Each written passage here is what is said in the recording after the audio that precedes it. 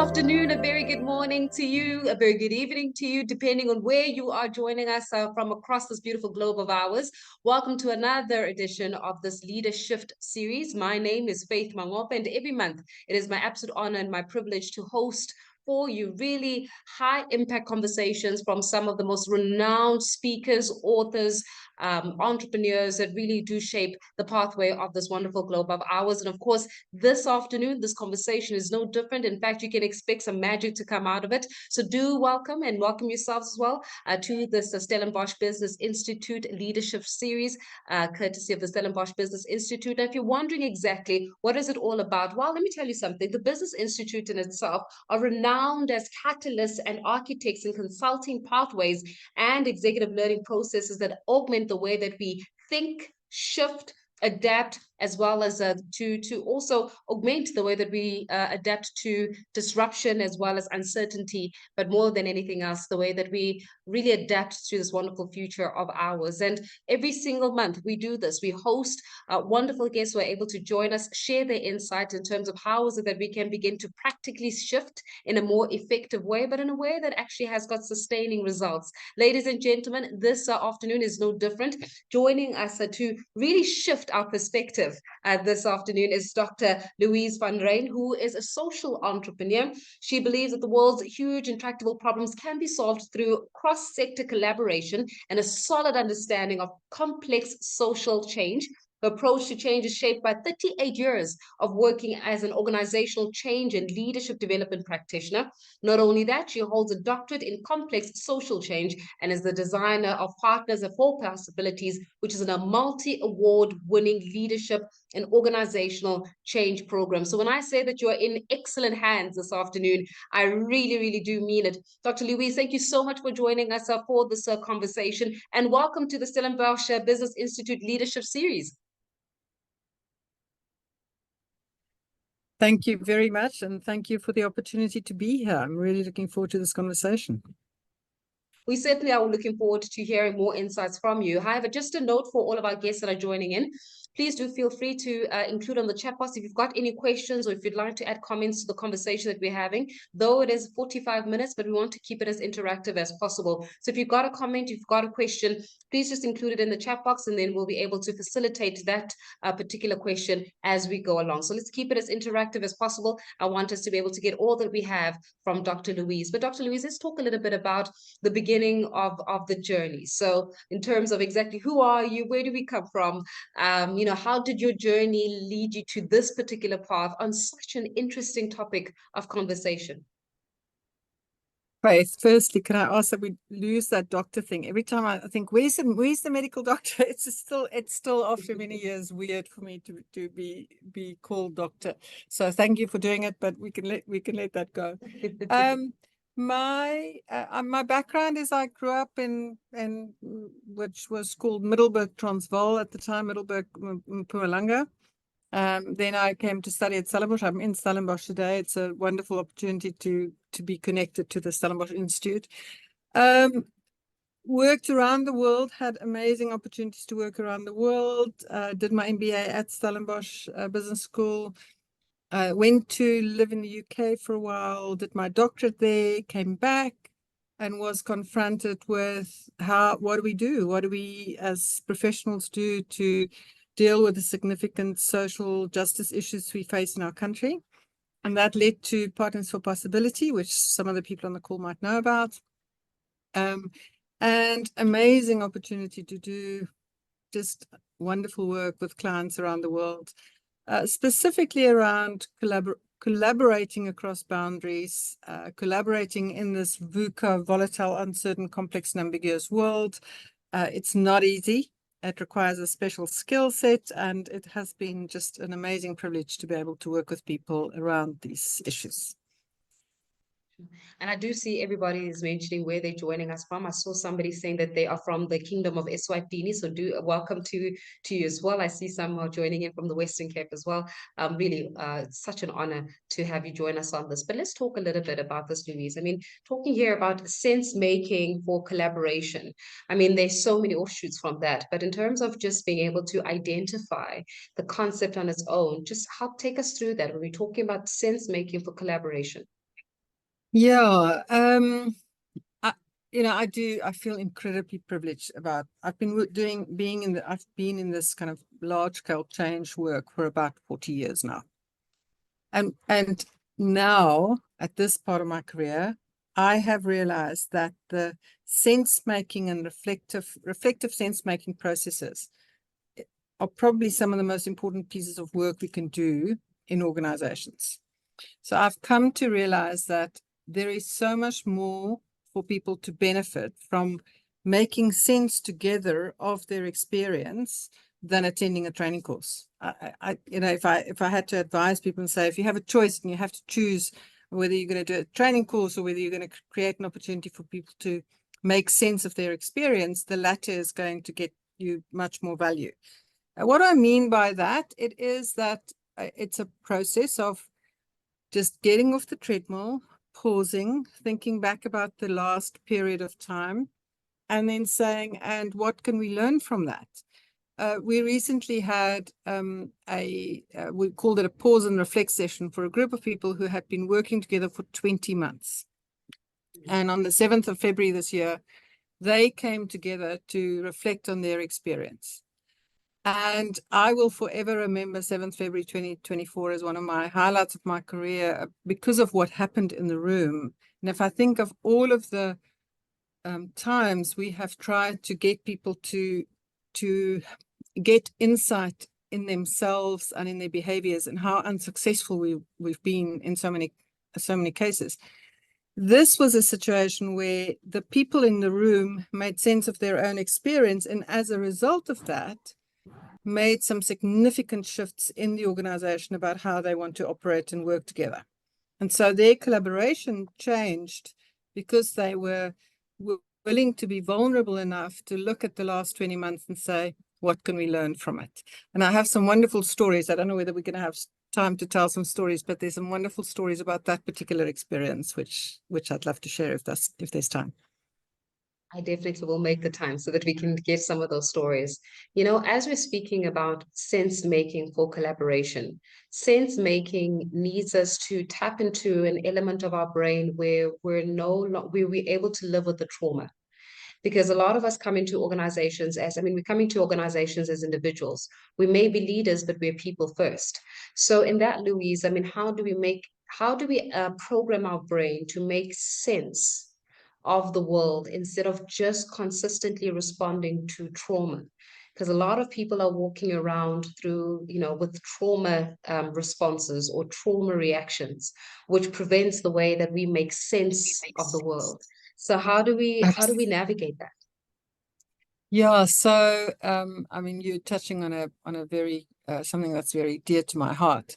So the neuroscience will tell us that our brains are either operating in a thinking mode where we can do our best thinking. That's when the prefrontal cortex of our brains are operating, or we're being kind of guided by our limbic system, which is the fight, flight, freeze, appease response to what's going on around the world.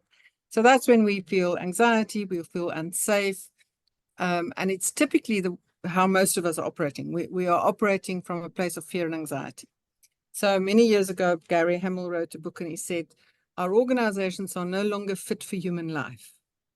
And I think that's partly what he meant, is that we are so anxiety driven that we are unable to think creatively. So the one thing we have to do is we have to settle this limbic system. We have to find a way of just kind of getting to a place where we can think together. Now that requires that we are kind and compassionate to each other, which is not our normal mode of operating. So if I think back of the workshop on the 7th of February, it required firstly for the facilitators to be really calm and for us to not bring more anxiety into the space. It required us in a room to look at each other with soft eyes, because we normally have hard, judging, criticizing ways of looking at each other. But if we can look at each other with soft eyes, so we talk about soft eyes and compassion, means that people feel seen, heard, and loved by the people they are with while they are thinking. And when we feel seen, heard, and loved, we can do anything. We can be vulnerable. We can have insights.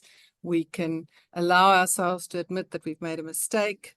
And so part of the process of sense making, if we want to do that collaboratively, is to pay attention to the atmosphere that we create, to ensure that we create, that we create and do what we need to do to create psychological safety so that people are able to share their stories of failure and success in a way that everybody else can learn from it as well.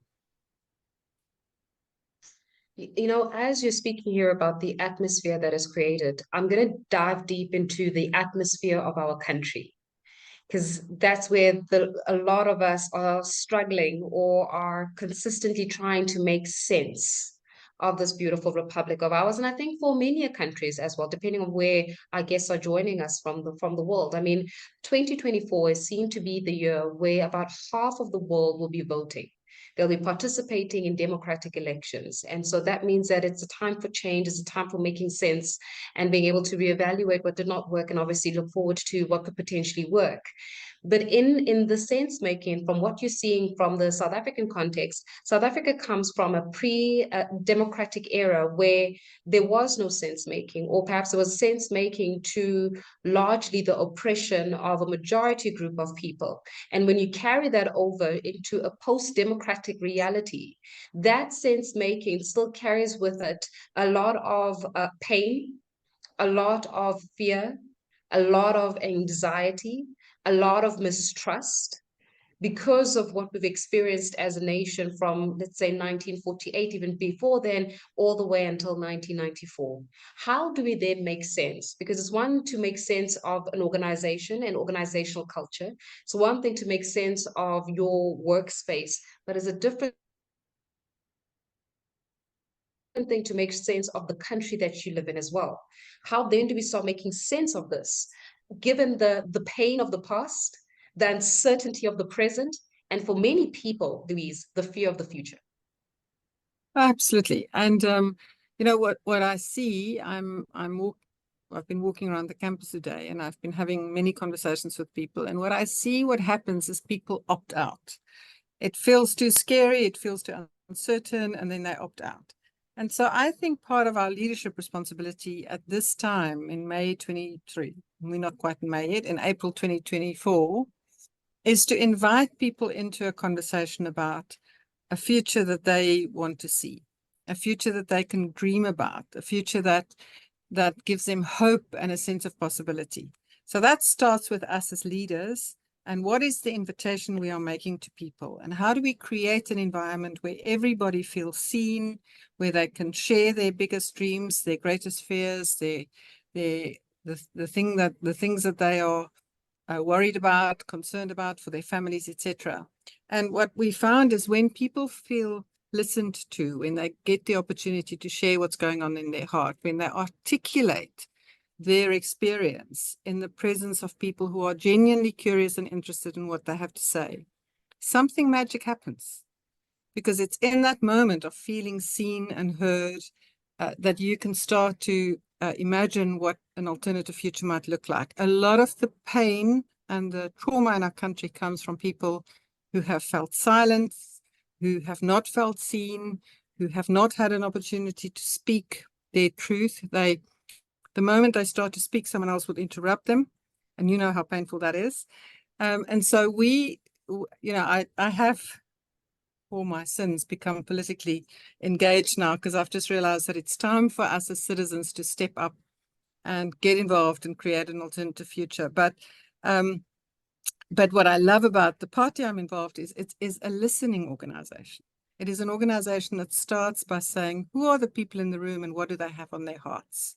And can we create small groups where people can speak to the other people in the room, and then together they can start to imagine something different. So and Faith, that's no different from what's going on in organizations. I think what's happened in organizations and in the country is we're so fixated on running and doing that we're not caring enough to ourselves to create a space where we can think properly.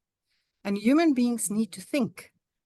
And the quality of our thinking depends on how we are being treated by the people we are with while we are thinking.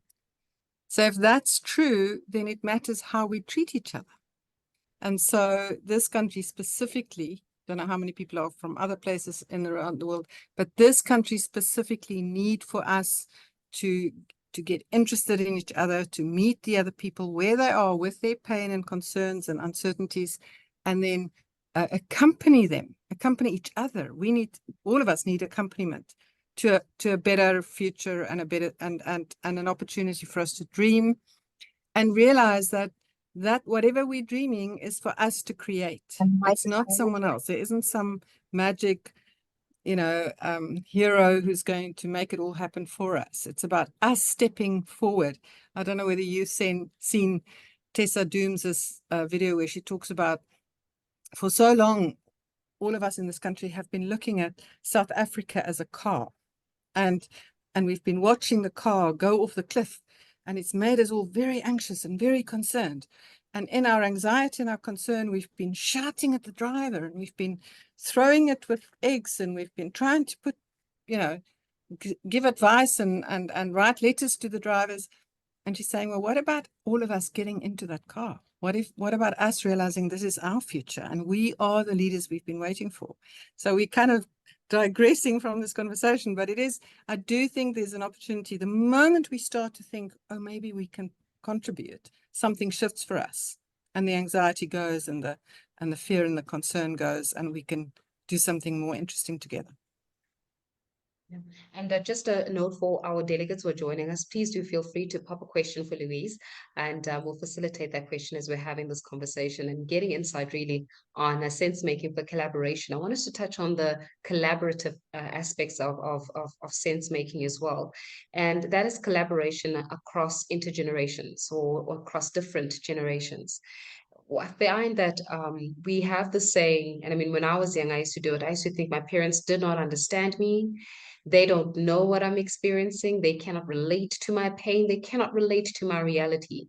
Now that I'm an adult, I start realizing they're no different to what I was experiencing. And unfortunately, I'm feeling it with the younger generation, with siblings and the like. And yet we're supposed to collaborate with this generation, because this generation I mean, they're a different kind of, I call them a different kind of species.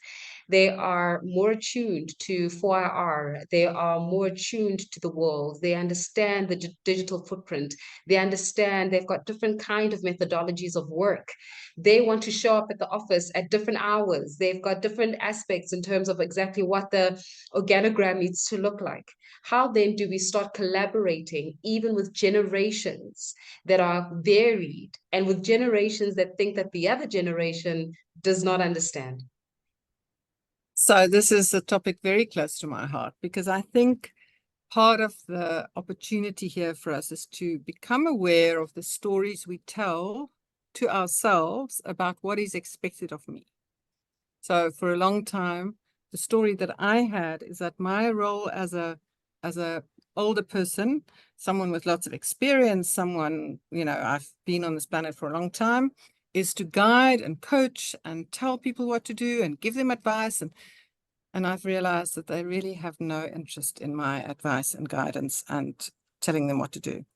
What this next generation wants from us is to be interested and curious in what they think. And there might be a time for us to give our advice. So I say to people, I've decided. For years and years, I thought my job was to tell, leaders should know the way and show the way and give direction. I've now realized that I am just irritating everybody around me when I give them advice. And often I've had to make this horrible discovery that my what I think is helpful advice is often experienced as a judgment.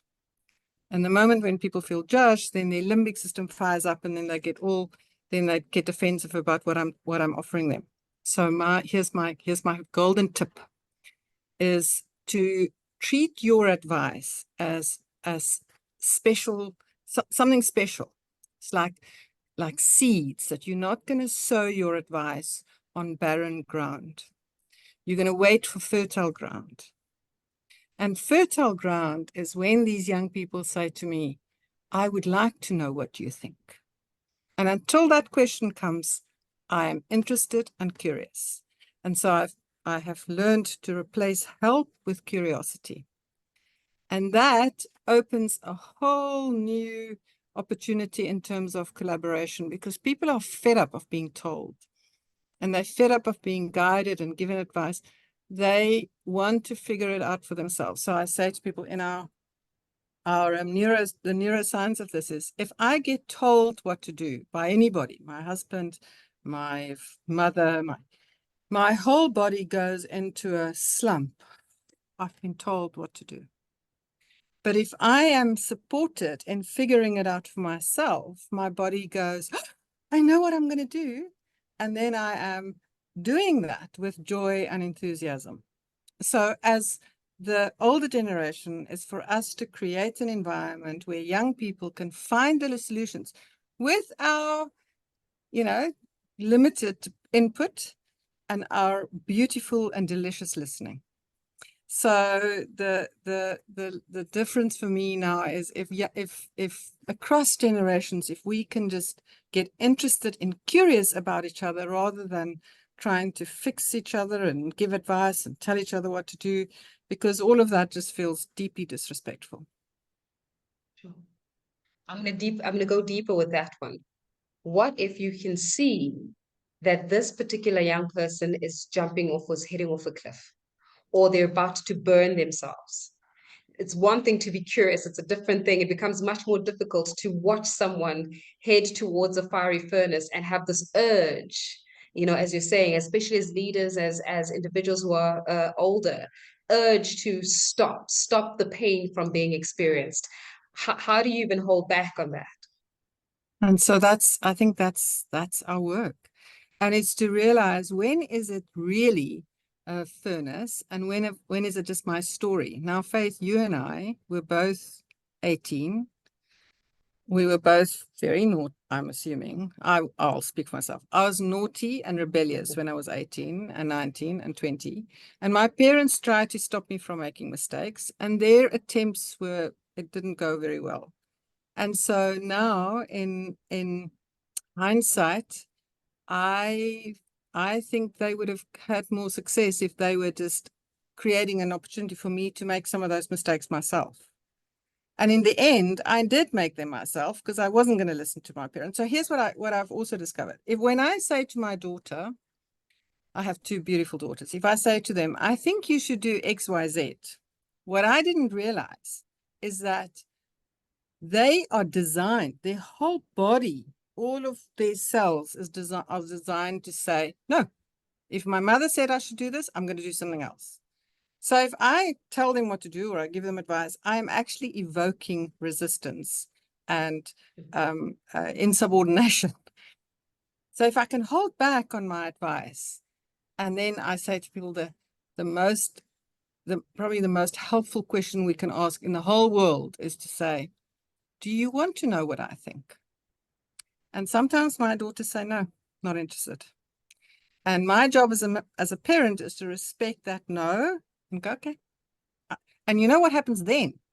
When I respect their no, or I respect their having to figure it out for themselves, that becomes an attractor.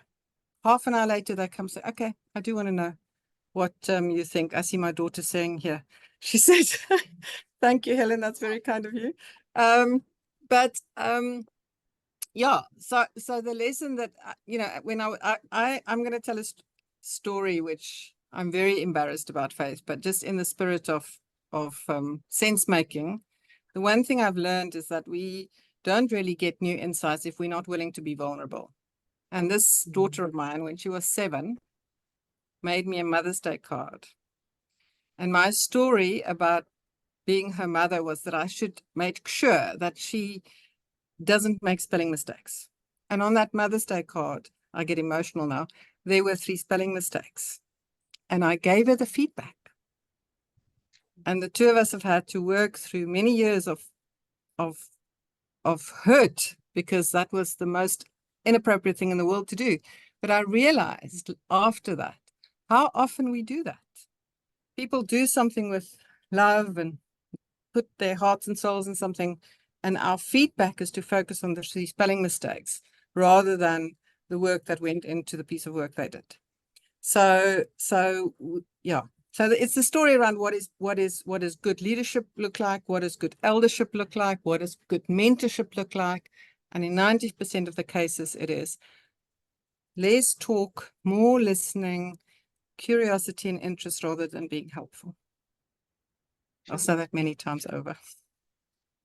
And thank you for your vulnerability and your openness in being able to share that story. I know it's one that many parents I think can relate to, especially when it comes to just wanting the best out of your children. So I really do appreciate that, Louise. I want us to touch on vulnerability a little bit.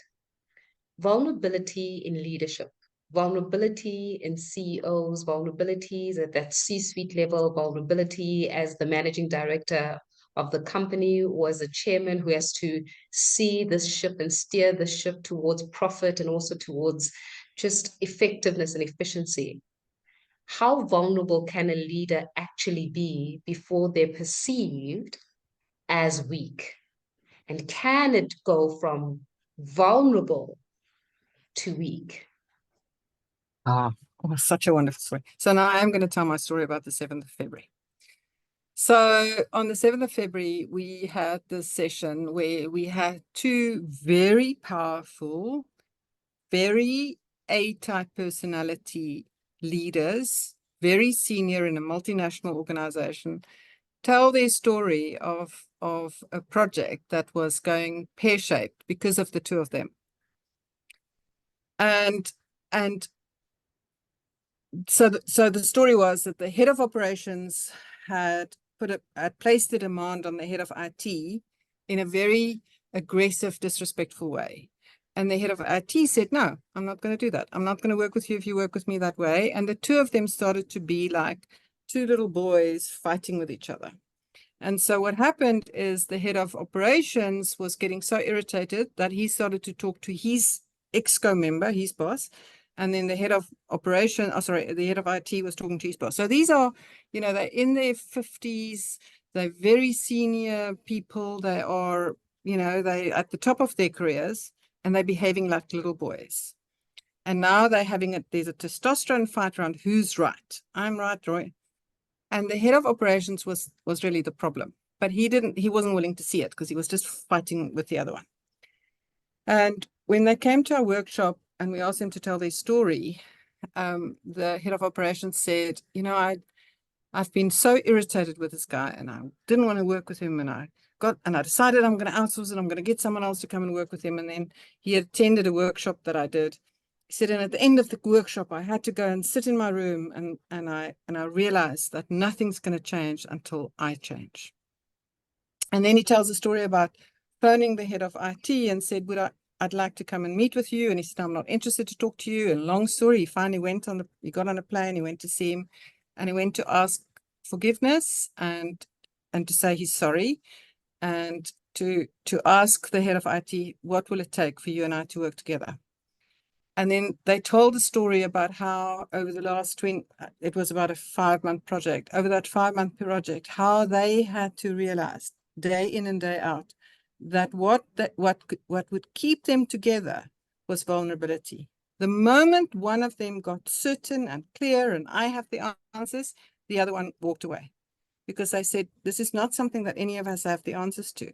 So to imagine that how to do this thing is just deeply disrespectful to me. But if we can remain, Amy Edmondson called this situational humility, remain in that place to say we're giving it our best shot, but we're not entirely sure. And together, 1 + 1 becomes 6. But that's only possible in vulnerability, Faith. The one thing I've realized now with my work is how dangerous and destructive certainty can be. And the moment people show up with, I know, in many ways, we all know that they're lying, because no one can entirely be clear about anything at the moment because there's so many moving parts. But if they show up with saying, I am not entirely sure, but I'm going to suggest that we go this way, and I need all of you to be on this journey with me. People are so keen to be on that journey. but it's the knowing and the certainty that's off-putting. And in this political world, I don't know whether any of you have been watching these political leaders that we are currently kind of watching, and everybody wants to be right, and I have the answers, and it's my way, and I'm going to be the savior. They do exactly what Trump did.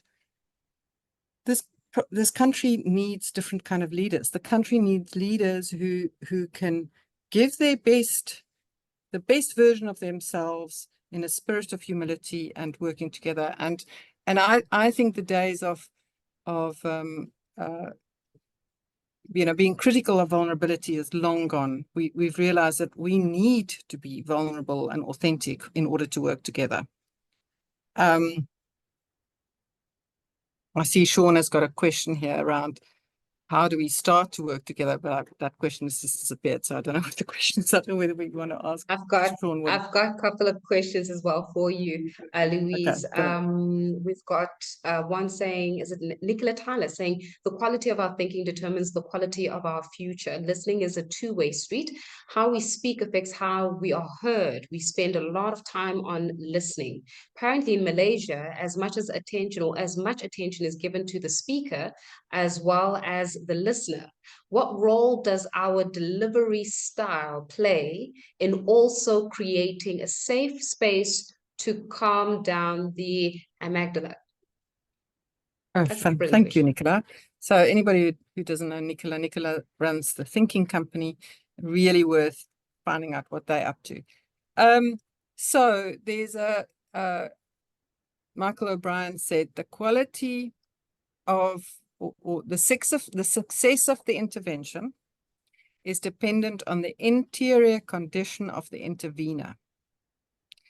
So what does that mean? It means that when I walk into a room and I'm churned up and I'm anxious and I'm stressed out, the people around me don't hear any of the words I'm saying because they respond to my churned upness, to my anxiety, to my stress. And so the work that we as leaders have to do to calm our interior so that we don't fire up the amygdala. You know, when you go into a room and there's a leader and it's all churned up and you can hear it in their voice and there's just lots of anxiety in the room, no one in that room can think. And so part of what we need to become aware of is, what am I transmitting? Am I transmitting safety, calmness, an ability for us to think together, or am I transmitting kind of fuel for that amygdala to just fire up and get very stressed out? Sure.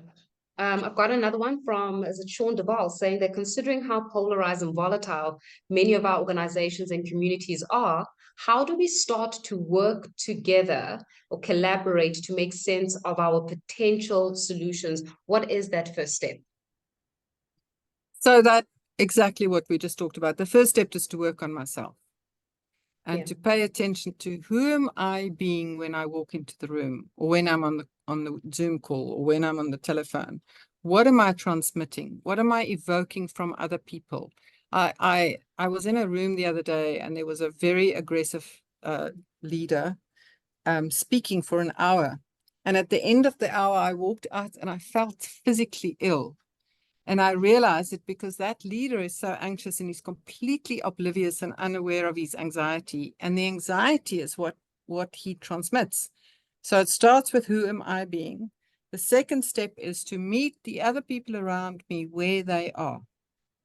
And to realize that where they are is their reality. And when we get interested and curious in where they are, we have a chance of accompanying them to a different place. But if we start with judgment and criticism, which is typically what happens in most organizations, there's no way. So we just fuel the anxiety. And so how do we reduce the anxiety? There are a few very practical steps. You can appreciate someone. Genuine, it has to come from your heart. You can validate what they are currently grappling with, or you can acknowledge your own vulnerability. And all those ways, those are three strategies to just, now I can breathe. Because firstly, I know that you are interested in what I have to say. You're not coming with judgment.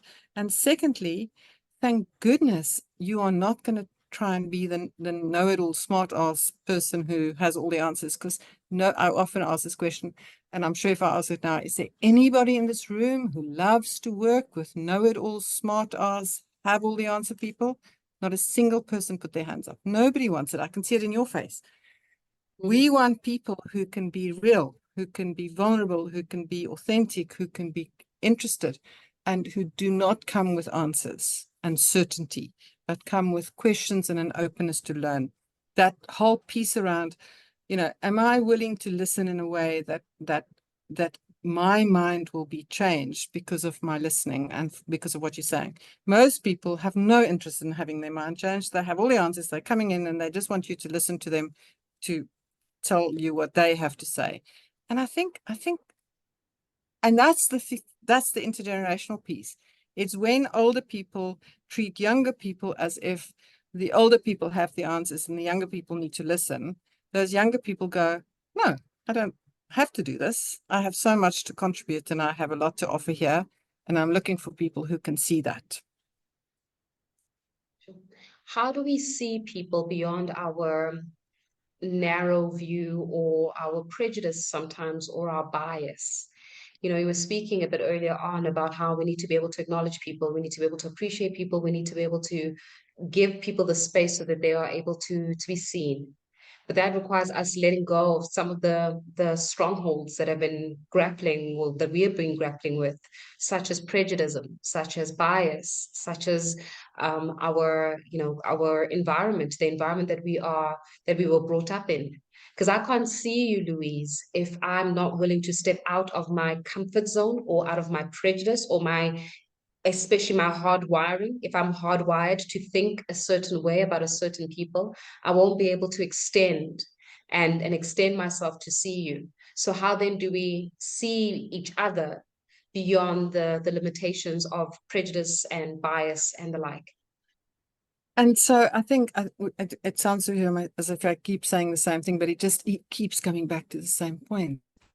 So it's my willingness to let go of my story that I should know. Once I'm open to say, okay, I'm willing to meet you with the spirit of learning. And I'm going to be interested in what you have to say and where you are coming from, without feeling that I have to defend or teach or advise or any of that, but just because I want to know you. I want to get to know you. And I am willing to be changed by what you say to me. That's a way of being in the world. And when we are with people who listen to us or who are curious about who we are in that way, our whole body softens and we can just relax into it. It feels like a warm bath. It feels like, I can just be myself and I don't have to be on the defensive. And I can start. And then when I start to hear myself speak in the presence of someone who listens for that quality, something becomes clear to me. I get new insight about what's been going on for me. And that's the sense-making process.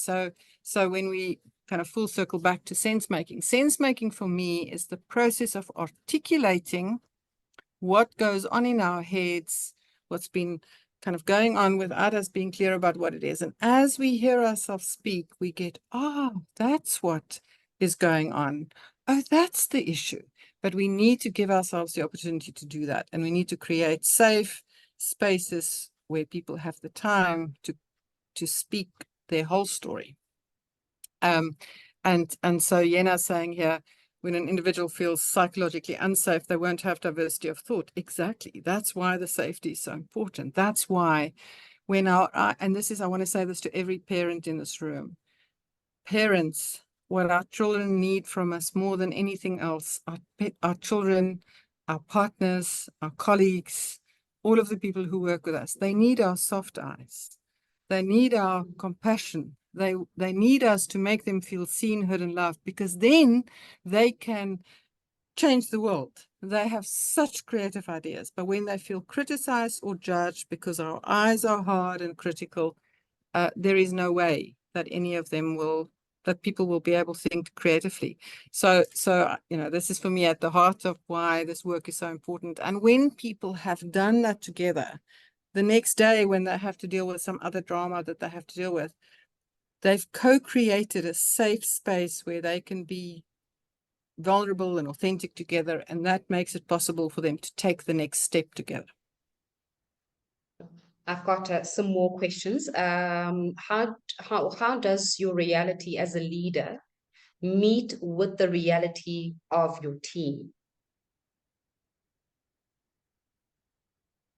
Oh, that's a big, it's kind of, there's a big lot of depends in there. I think the ultimately, when the moment you choose to be a leader, the moment you step into a leadership responsibility, you have a responsibility to pay attention to who you are being. We say that the way that we know whether a leader is a good leader is whether the people around them have shining eyes. And their eyes are shining, then I am a good leader. Because it's only when their prefrontal cortex is working and that they can experience joy and a sense of possibility. And that's only when the limbic system is quiet down and we can think creatively. And so I think for leaders is to create an environment that is safe for our colleagues, for ourselves and our colleagues, to show up with all of who they are, with their heartache and their sadness and their joy and their possibility and their things that worries them. And it's not always possible for us to give all of the attention to all of that. But it is at least recognizing that we are working with people. And, back to Gary Hamel's point around the most organizations are not fit for human life, because human beings are not, people in those organizations are not able to be human beings. They are expected to be machines. And they're expected to be go, go, go, do, deliver, deliver, deliver. And that's not how we're designed to be. So the one wish I have for the world is if we as leaders could just learn to slow things down and create a space for people to think well together. Suzette, I don't quite know what you mean with what if the reality of this team is self-centered. So you're going to have to help me understand that question. Yeah, I did see that one as well from Suzette. Can you believe we've got about 2 minutes left? But in those 2 minutes, I have to squeeze in a couple of questions as well. When an individual, I think it's more of a comment, this one, saying when an individual feels psychologically unsafe, they won't have diversity of thought. That's why it's important to create a safe environment or space in order to truly have the diversity of thought. This is beneficial in obtaining collaborative insight. I thank you for that comment. Bandile says intergenerational mix in environments is critical for progression. Young people introduce new, fresh thinking where the older generation, if receptive, can equally benefit from the different generations. You have to listen to each other, and older generation holds spaces for younger people to unleash themselves. That's where we truly move forward and progress as a human race. I think there's a beautiful comments that are coming in from our guests, and I really do appreciate it. As I said, I wish we had more time for this, but I mean, taking into context to some of the comments that are coming in from our delegates, and also what you've just shared here about making sense of ourselves, of how we show up, of our ability to show up as leaders, of how we show up as members, as citizens of this country of ours. We are going into a time where we're going to need to make sense of a lot of things, especially those, if you're in South Africa, there's the 29th of May where South Africa will get to decide what it means for the next 5 years of leadership. Help us as a parting shot, Louise, make sense of it all, or at least think about making sense of it all. Yeah. So the one thing I want to say about the political, we're all going to have to make choices. And these choices are going to decide the next, the future of our country. And so we have to ask ourselves, from all of these political parties, who are the leaders in those political parties, because those policies will make no difference if we don't have people who are going to be able to lead large-scale complex social change. So, Faith, in my mind, what is most important is that we need intelligent, thoughtful, caring, compassionate leaders in our political, in our parliament and in our provincial legislature. And I really want to encourage people to spend time, get to know the people you are voting for. Do not just vote for words on a document and promises, empty promises that are being made. Really pay attention to what are these, what do they stand for? What do they transmit? How do you feel? What is your physical response to when you hear them talk? To what extent are you being invited to participate in co-creating the future of our dreams? Because any political party, any political leader says, I will be the strong man and I'm going to sort it out all for you. They're just lying.